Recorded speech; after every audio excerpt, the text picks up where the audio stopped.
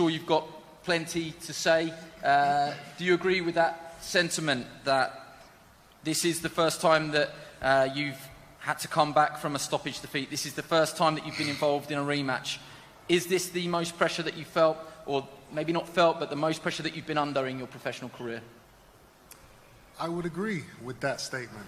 I've said that throughout the whole camp, and it's the truth. It is a new pressure that I have never had to deal with before. But I'm enjoying it. I'm enjoying the focus it's giving me. I'm enjoying the hardship that I'm having to go through mentally and physically to be able to execute the game plan on the night. It is a new pressure. It is a new risk I have now in front of me. I'm excited to go out there and see how I react when I have a man in front of me who has a win over me. Can I keep my emotions in check? Can I stick to what we've been practicing over the last 8 weeks? We're going to find out in a couple of days. May I ask you about the changes that you've made in camp, notably the man on your left shoulder, Beaumac, Brian McIntyre, but also changes in your structure. I think anybody that's ever filmed with you has always been told don't come before 3 o'clock in the afternoon. To hear that you were out at 8 a.m., to hear that you've got a nutritionist and numerous changes in camp, how have you adjusted to that? Presumably a little bit of a shock to the system? Absolutely, but it's something that I relish. I relish a new challenge. I relish the chance to try different things. I was never a morning guy. I was always waking up in the afternoon, training in the afternoons and the evenings. Now I'm a morning guy. That's how Beaumac and his team prepare, and I've been following their lead.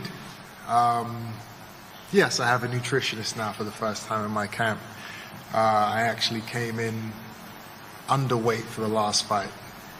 We don't want to be doing that again. Just little things, small adjustments. When you come off of a loss, you can't keep everything the same. You have to make changes. You have to see where you slipped up, and you have to try and improve those areas where you were weakest. And that's what we've done. I think everybody's been glued to the brilliant build-up shoulder programming that's been out on Sky Sports. The gloves are off, behind the ropes, both episodes, off limits, all available to consume on our YouTube channel.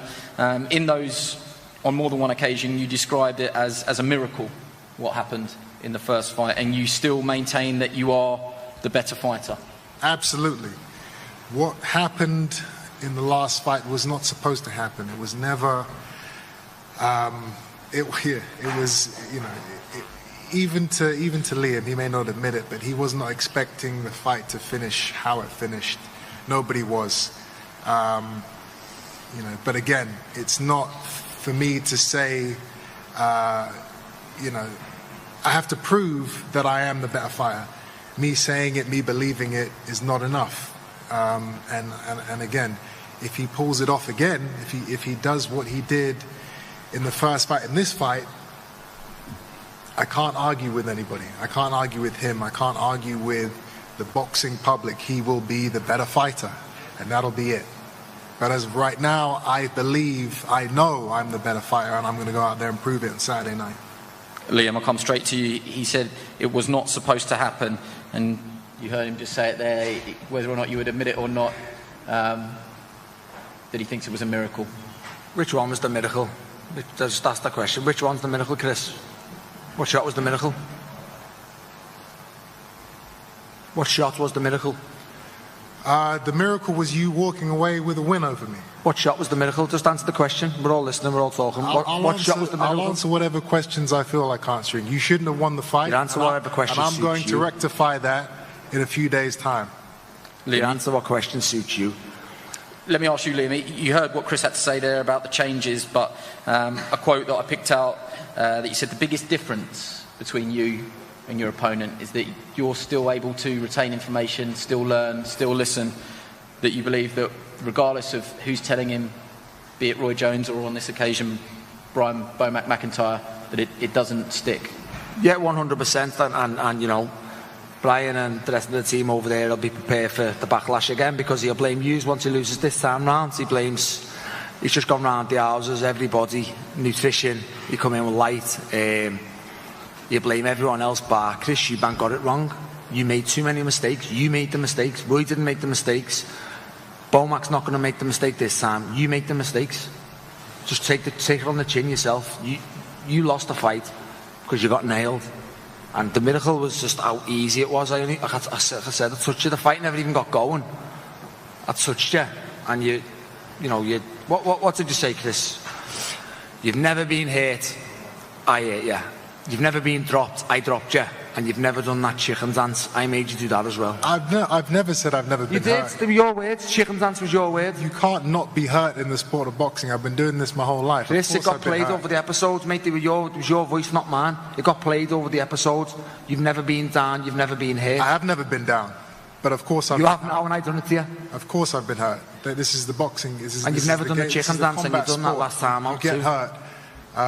But the fact of the matter is, it's actually all irrelevant. What was said, what was done, it's not going to change anything now. You say this when you've got nothing to say, Chris, but we're here, we're at a press conference, I've got a bunch of public and a bunch of media who are asking these questions. I can talk all day, my friend. That's very well documented.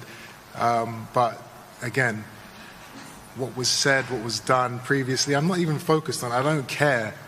All I care about is the preparation I've had, which has been excellent, and the performance I am going to have on Saturday night, which is going to be exquisite, supernatural. It's going to be a beautiful artistic display of savage boxing, and I cannot wait. I said the exact same thing to you last.